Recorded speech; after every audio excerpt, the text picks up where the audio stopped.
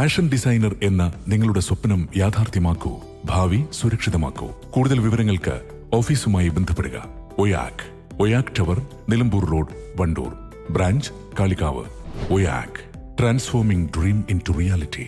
നിലമ്പൂർ ഉപതെരഞ്ഞെടുപ്പിൽ മത്സരിക്കാനൊരുങ്ങി കേരള വ്യാപാരി വ്യവസായി ഏകോപന സമിതിയും. തെരഞ്ഞെടുപ്പ് പ്രഖ്യാപനത്തിന് ശേഷം സംസ്ഥാന കമ്മിറ്റി സ്ഥാനാർത്ഥിയെ പ്രഖ്യാപിക്കും.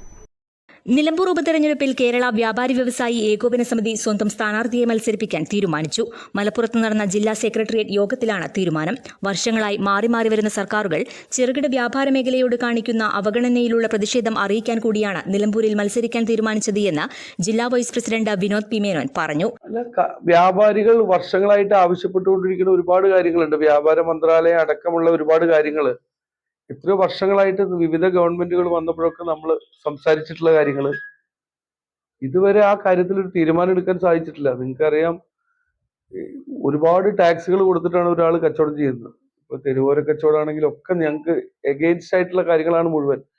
കേരളത്തിലെ ലക്ഷക്കണക്കിന് കച്ചവടക്കാർ പൂട്ടുന്ന സാഹചര്യം ഉണ്ടായിട്ടുണ്ട് ഈ കോവിഡും പ്രളയത്തിനൊക്കെ ശേഷം.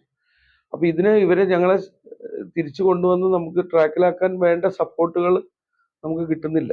മാത്രമല്ല, നമുക്ക് ഓരോ വർഷവും കൂടി നികുതി ഭാരം കൂടി വരികയാണ്.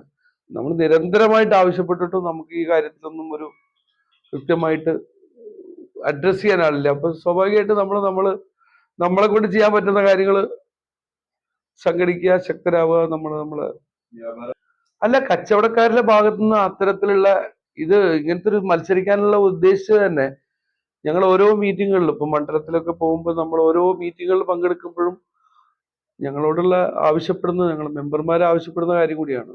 കാരണം നമുക്ക് ഇങ്ങനെ പോയാൽ ശരിയാവില്ല. നമുക്ക് കച്ചവടം നമുക്ക് നല്ല രീതിയിൽ ബിസിനസ് ചെയ്ത് പോകാനുള്ള സാഹചര്യം ഉണ്ടാക്കണം. അതിന് നമ്മൾ തന്നെ ഒന്നിച്ച് സംഘടിച്ച് നിൽക്കണം എന്നുള്ള അഭിപ്രായം വരാറുണ്ട്. അപ്പൊ നമ്മളൊരു വിശ്വാസം അത് വോട്ടിൽ പ്രതിഫലിക്കുന്നുള്ളതാണ്.